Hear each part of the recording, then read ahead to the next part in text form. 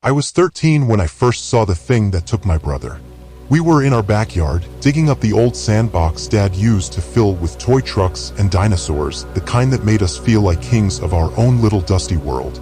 It was summer break, hot, sticky, loud with cicadas, and Mom had gone to visit Grandma for a few days, leaving us with frozen pizza and strict instructions not to set the house on fire. That day started out like any other. Me and Danny had just gotten done with a few games on the old Xbox and were drinking flat root beer when he pointed out the weird noise coming from under the ground.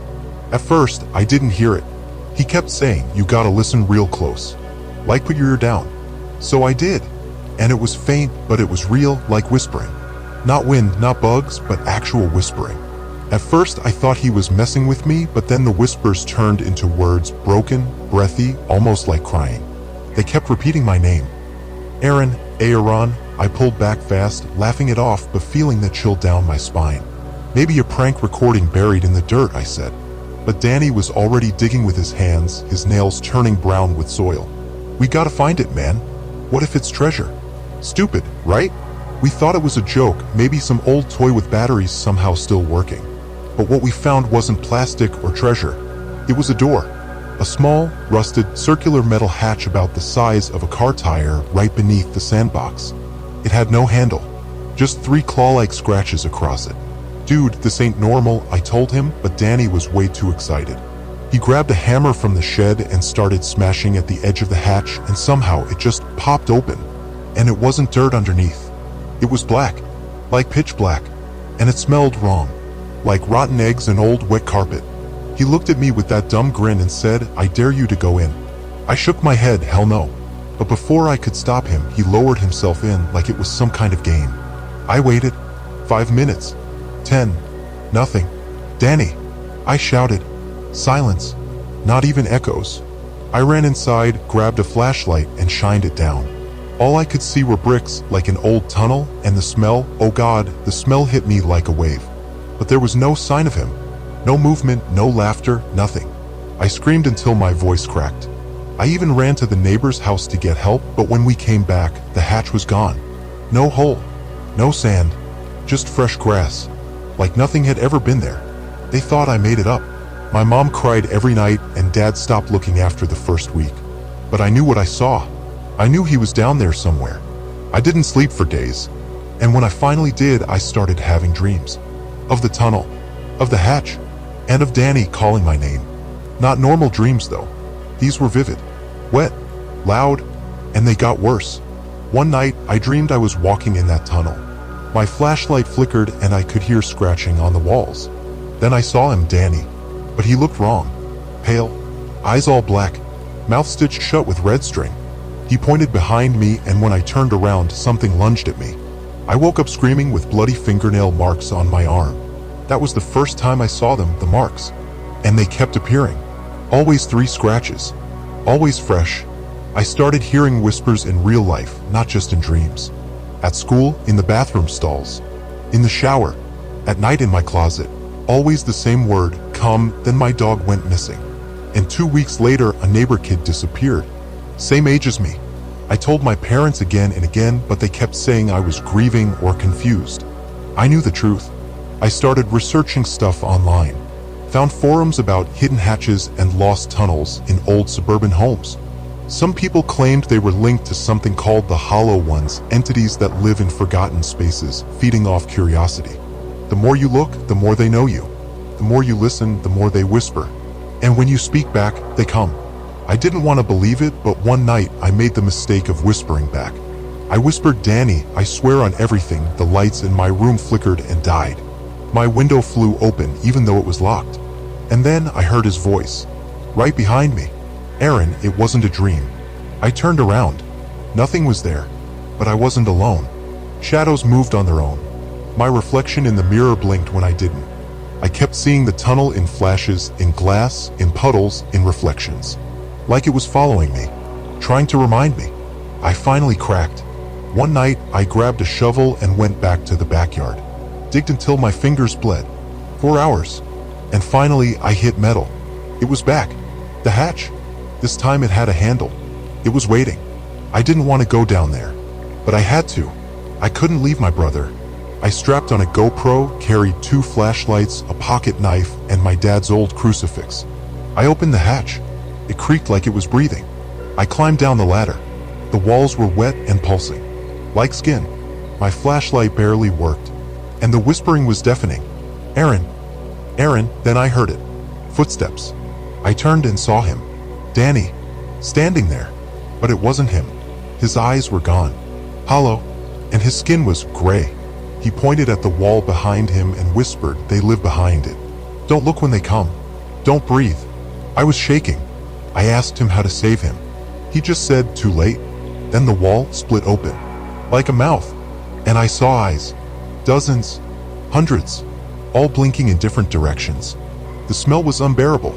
I ran. I ran like hell, but the tunnel didn't end. It kept twisting and looping, like it was alive. I blacked out at some point, woke up in my bed covered in mud. No one believed me. My GoPro footage? Erased. Just static. But I know what I saw. I still have the marks. And every now and then, I hear him. Calling. Begging. And sometimes I feel the ground beneath my bed pulsing. Waiting. One night, I swear, I woke up to find the hatch under my bed. Just sitting there. Closed, but not locked. So if you ever hear whispering in the ground, don't answer. If you find a hatch, don't open it. And if someone you love disappears into it, don't go after them. Because once they know your name, you're already theirs. I tried to tell myself it was a dream, that my mind had snapped under the weight of losing Danny, that maybe I imagined the hatch, the tunnel, the eyes. But that morning, the dirt under my fingernails was real. My socks were still soaked with foul-smelling water. My flashlight was gone. And worst of all, the crucifix I wore around my neck snapped in half. I didn't tell anyone. What could I say? "Hey Mom, I think there's a flesh tunnel under our backyard that eats people?" Yeah, no. But I wasn't ready to give up. If Danny was down there, trapped, twisted, changed, I had to know if he could be brought back. I needed answers. So I went back online, deeper into forums. Places where people didn't use real names.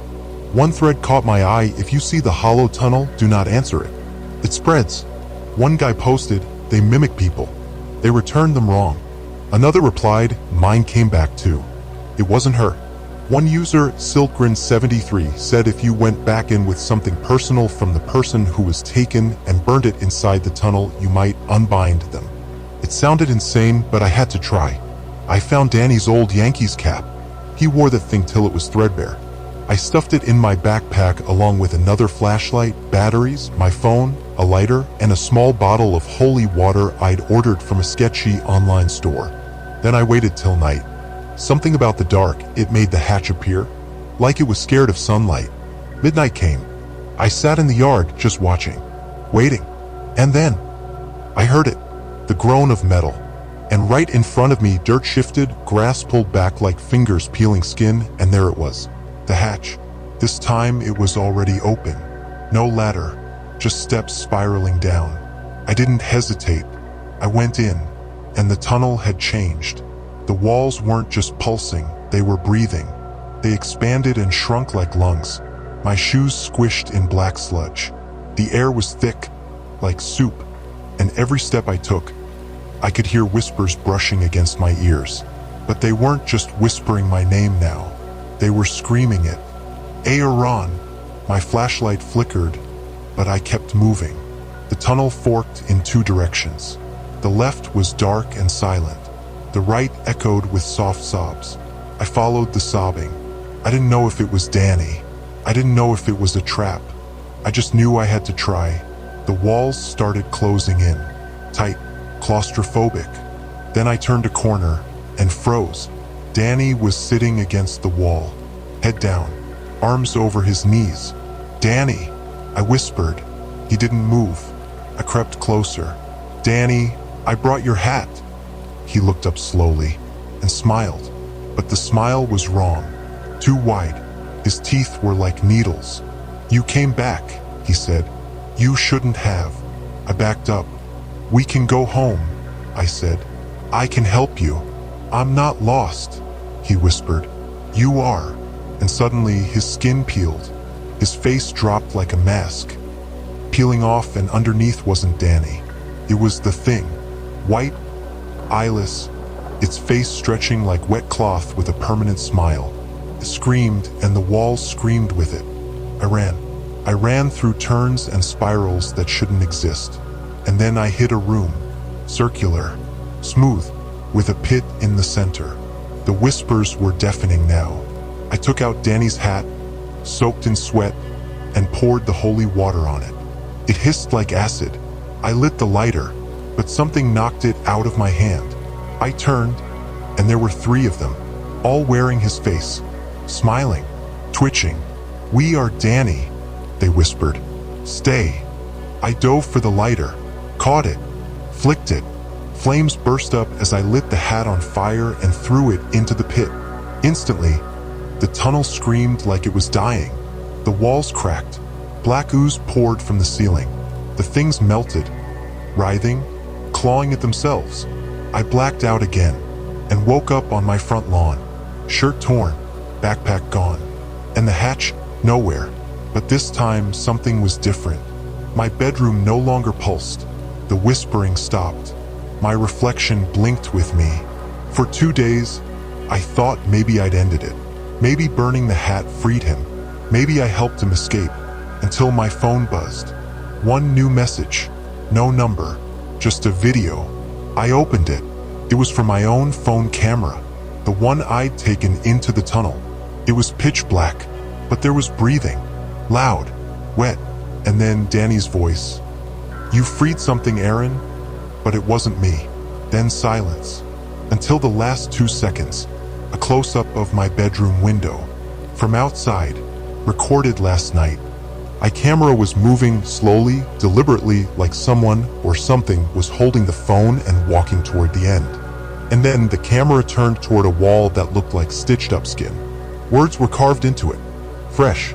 Bleeding. They read, "We are not done." Then bang. My front door. I screamed and jumped up, heart in my throat. Another bang. Then a third, each louder than the last. I ran to the staircase, looking down. The door knob was twitching, spinning like someone was trying to break in. I dialed 911. The call never connected. Just static. Then the lights flickered. Once. Twice. Total blackout. I held my breath. Then I heard it. Breathing. From inside the house. Wet, gurgling like lungs filled with sludge. Then whispering. Not just Danny's voice now. Mom's. Dad's. Mine. They whispered all at once. "Let us in." I backed into my room and slammed the door, blocking it with a chair. I grabbed the only thing left that felt safe, a tiny night light shaped like a cross. I curled into the corner and waited. But the whispers didn't fade. They grew closer, clearer. Then the closet creaked. It opened just an inch, enough to see the crack of total darkness behind it. I held my breath. The air turned freezing cold. My fingertips went numb. Then a hand came out. Long gray, joints bending the wrong way. It placed something on the floor. A phone. My phone. The screen flickered to life. A single message: "We brought him back." Then silence. The closet door shut on its own. I stood frozen for what felt like hours. When morning finally came, the power returned. My phone wouldn't turn on, and when I looked down at where the thing had placed it, there were scratch marks. 3 of them. Deep. Red. Days passed. I didn't speak. I didn't eat. Mom thought I was sick. Dad tried to cheer me up, but I wasn't really here anymore. I was watching the walls, listening to vents, waiting for it to return. One day, I came home from school and found my bedroom window open. My phone, now working again, was placed neatly on my pillow. A new folder had appeared. Family_videos. I opened it. Hundreds of short clips. All of us. Eating. Sleeping. Laughing. But taken from outside. Through windows. From vents. From the closet. From under the bed. And every video had the same timestamp. 3:07 a.m. I tried to delete them. The folder came back. I factory reset the phone. It returned. I threw the phone in the river. The next morning, it was on my nightstand. Dry. Charged. Waiting. I don't know how long I've got left. Each night, the walls pulse a little harder. My reflection starts to lag. The whispers have returned. And now, sometimes, Danny appears in the hallway, just standing, watching, Sometimes I follow him, hoping it's really him.